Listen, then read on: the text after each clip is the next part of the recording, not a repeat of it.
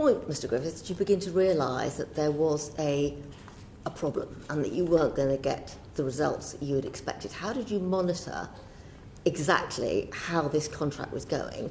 And if you realised earlier that there was a problem, what did you do about it? What steps did you take? Because every business can always adjust. Yeah, absolutely. Businesses have to. I knew about this a few weeks after we got in. That was weeks after you got the we started. I knew we had a problem. And what did you do then? I have been talking to the Department for Transport about it for over 2 years. But what about your own internal organisation? Did you not look at what it was you were trying to deliver? Well, of course. I mean, and that's the management team and the staff, I think, have done an incredible job. Against a very difficult backdrop to drive up the revenue, manage the costs, recognising that this was a key business transformation. So we've known for a long time it's been going to be a difficult experience, but I feel we've done a very good job. But if you knew it was going to be difficult, then I think what I would find helpful to hear from Mr. Horne is exactly what you did. It was a transformation project. You knew it was going to be difficult. What were the things, when you discovered very early on, that you put in place to try to make the best of this? The sense I get is you just carried on, and at the end of the day, threw in the towel. No, I'm afraid. I disagree. I'll let David answer the question. But the last thing we've been doing is throwing in the towel. We've been working extremely hard in everything that was within our control to maximise the business. Well, can you tell us what? Yes, you arrived just at the point at which Mr. Griffiths said you knew it was going wrong. So perhaps you had some contribution to that discussion, which you could explain to Ms. Morris. Yes, indeed. So, I think the point is at the beginning of a franchise there's a lot to do anyway. So we were very focused on delivering the transformation that we had set out in the bid. But when we realised we also had a bigger job to do in terms of revenue growth, then we reviewed our revenue strategy.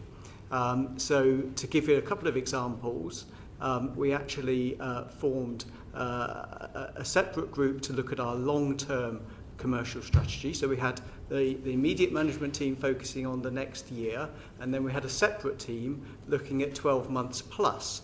And they have, over the last 3 years, come up with a new long-term commercial strategy to drive revenue in the context of the circumstances in which we now find ourselves. It sounds to me like you've separated out the transformation bit from the profit bit, and it seems to me if you'd actually worked them together, there might be a success story coming out of this. We have worked very hard to make the best of the situation that we have found ourselves in and the challenging circumstances that we have been in. Some of the new services, for example, that we've launched in the past year are the response to that. So we've started to run services that weren't envisaged at the time of bidding and aren't franchise commitments, but we've introduced those services because we're confident that they drive revenue growth. The experience that we've had on the East Coast Main Line is where we have run additional services that has led to revenue growth on the back of them. So, for example, last May we introduced extra services between Leeds and London, and we introduced a whole package of services just in December, which bring the Saturday service up to the same day as other days same level as other days in the week. Those have been an example of the actions that we have taken in response to the commercial and revenue situation that we found.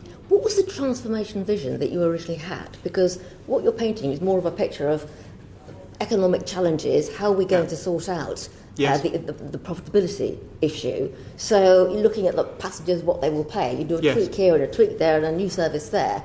But what was the overall vision for transformation? Because that's not really coming through. No, so at the time of bidding, the business development team reviewed the existing offer. And we considered that in the 3 or 4 years between the franchise start and the new trains arriving, that we could do an element of transformation with the existing trains through investment. We've invested £74 million over the past 3 years to improve the service. The interiors of the trains have been completely refurbished with new interiors, and we've invested something like £13 or £14 million improving the reliability of the very old fleet that we're running at the moment. That has delivered results. We know that has delivered some benefits, but clearly the revenue growth in aggregate hasn't been as much as was expected. But I'm still not clear about what your overall transformation vision was. I hear about what you've done in terms of refurbish this and refurbish that, But just list them for us. I mean, you had the new trains, didn't you? So we have the new trains that are coming. 65 state-of-the-art new intercity high-speed trains coming, starting from next year.